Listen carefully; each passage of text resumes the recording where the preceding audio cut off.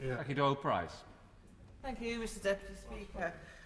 Clearly, if we are going to live with this virus, which very obviously we are going to for at least until, if ever, a vaccine is found, we do need to influence individuals to behave in a way which keeps not only themselves safe, but also makes them discharge their responsibility to keep other people in society and in their families safe too. Now, there are many tools that governments can use to do this. One, of course, is rules and regulations and restricting activity. One, of course, is messaging. We have to give positive incentives to do these things, as well as negative consequences if those rules aren't followed.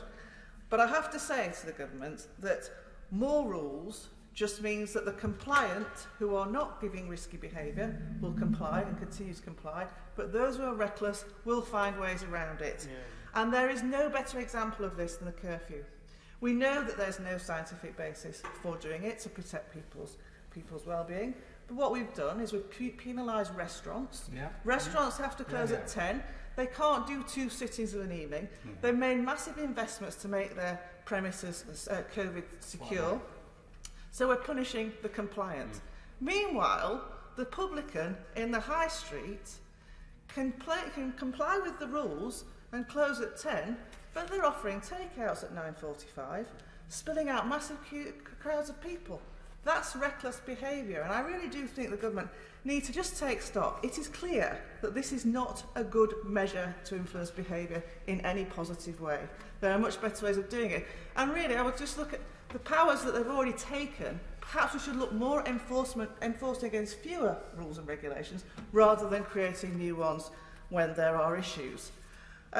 In the time I've got left, I just want to really pay tribute to my community and the local authority officials and health officials in Thurrock for the fantastic effort they've made in tackling this virus.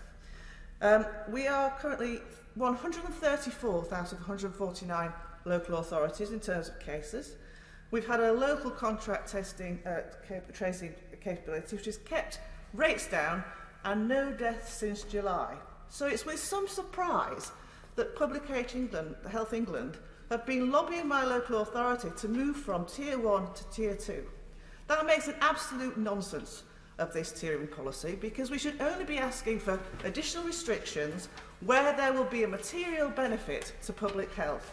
Now, my Director of Public Health advises me that further restrictions will actually jeopardise public health. There will be no benefit.